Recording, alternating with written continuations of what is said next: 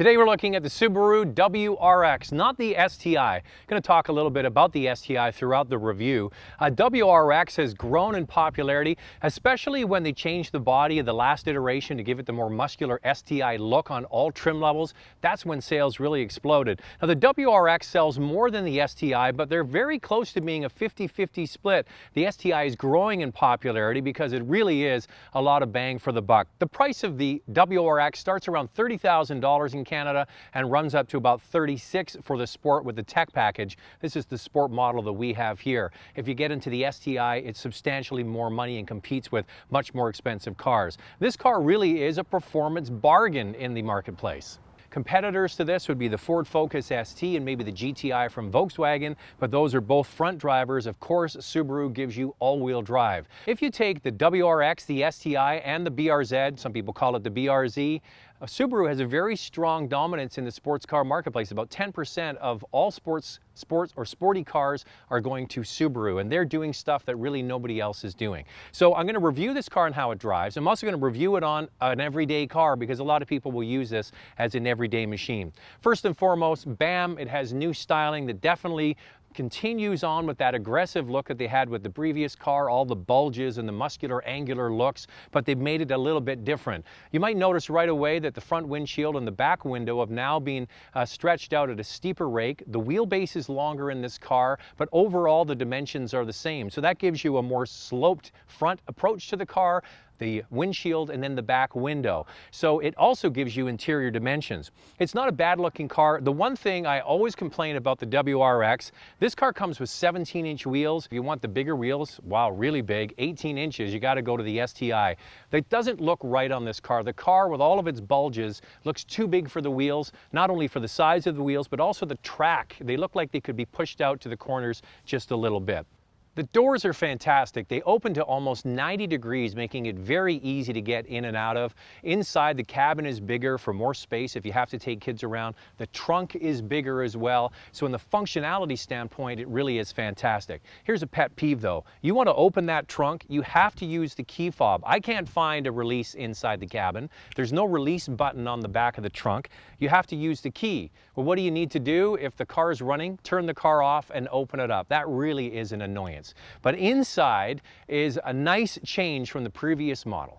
I'm going to go on record again as saying that Subaru makes the best continuously variable transmission in the marketplace. It's an in-house unit. They didn't buy it off the shelf, and it can be very, very aggressive if you want it to be. Think about this. People are going in and buying Porsches. More and more of them are buying their automatic transmission, their PDK, and it's getting to the point where they're selling more of those than they are the manuals. And it's going to be for somebody that likes the idea of having a sporty all-wheel drive car, and they don't want to do all of the work all of the time. But this car has a bit of a chameleon effect. It has the regular intelligent drive, that's regular kind of automatic, and it has sport. Nice thing about the sport is when you get out of the car and you get back in, it goes to whatever the previous setting was, which is nice. Then you have a button here that's sport sharp, and that really takes things up to a whole different level. It gives you preset ratios in the transmission that mimic regular gears, and when you put your foot into it, it'll drop down like it went from virtually 7th gear down to 2nd gear, and it does a fantastic job. Paddle shifters as well if you want to shift that way. So it's very, very crisp, and it is the best CVT on the market. It's not as fast as, say, a dual clutch PDK style transmission, but it's pretty darn good. Now with 268 horsepower at your disposal and 258 foot-pounds of torque, there's certainly no lack of power. Now, when you drive this car, initially you know right away that it's different from the previous model. You've got a longer wheelbase. They've made the front springs 39% stiffer with 19% lateral rigidity, and the rear springs are 62% stiffer than the old WRX. So it can feel a little bit choppy. You can see me bouncing around here on city streets, and it depends on the town that you live in. If you have a lot of potholes and rutted conditions, it really can be kind of choppy. Now the STI is a whole other level. That's a track-ready car that is always on and might be a little bit too much for some people. But this car overall is wonderfully sporty. The steering, even though it's electric, is very direct, and it's probably because of that stiff suspension setup, and the car just feels like one solid piece of metal going down the road. Seats are fantastic, great outward visibility, so a lot of things in its favor, and it really is, I think, starting at 30 grand with all-wheel drive and with the torque vectoring system that it's got is a lot of value for that starting price. The one thing to keep in mind, of course, this car is based on the Impreza, so a lot of the features in this car you can get in the less expensive Impreza, like the big doors, the bigger interior cabin, and all those features. Now, I mentioned the doors being open and really quite wide, but they also did another thing, which was to drop the mirror off of this A-pillar and put it on the door, and that gives you much more glass area. Actually, the view out of this car is fantastic. You get a really nice view over top of the dash and over top of the hood as well. The interior of the dash has been cleaned up nicely, as I mentioned. Same thing with the Impreza. Now, the previous WRX, I liked the car, but I always thought that the interior looked very cheap considering the price tag, especially if you get the more expensive STI. This is now very simple. You've got 3 dials here for the HVAC system, the radio, and above that is a center screen readout that has the information for the car, but it also provides a backup camera when you put the car into reverse, and it is quite small. Now, back to the radio for a moment. It took me about 6 or 8 tries to get my phone. I have an Android phone, an HTC. It took forever to pair it with that. It took a while. Once it was done, it stayed locked in, but that really was much, much harder than it really should be. Hopefully, if you do it once and you get it locked in, it'll work for you every single time.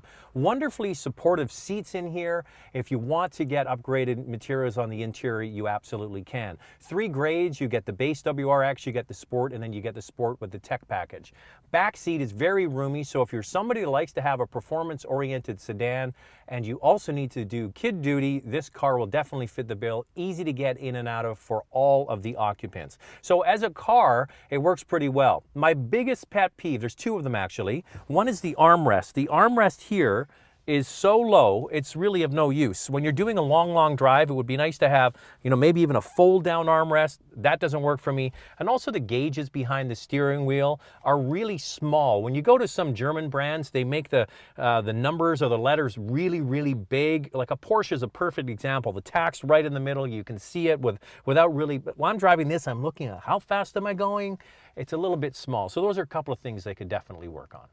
Okay, in between takes here, I tried to call my wife and the Bluetooth kicked me off. I'm not logged in, so Bluetooth definitely is an issue, maybe with Android phones. All right, you might have noticed this WRX is equipped with an automatic. That's right. But if you think about it, Subaru wants to sell more cars, not less cars.